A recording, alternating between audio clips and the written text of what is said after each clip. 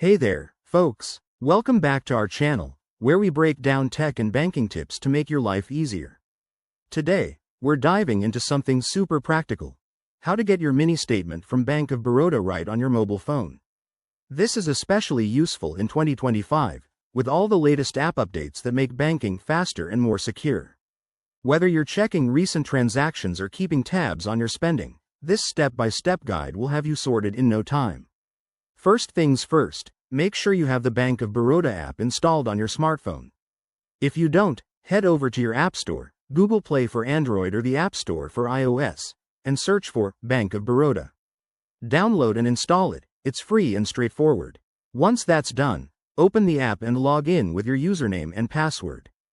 Don't forget to enable two-factor authentication for extra security. It's a must in today's digital world. Now, once you're logged in, you'll land on the dashboard. Look for the Accounts or Services tab, usually at the bottom of the screen. Tap on it, and then select Mini Statement or Transaction History. This might vary slightly based on the 2025 update, but it's generally easy to find. If you have multiple accounts, choose the one you want to check.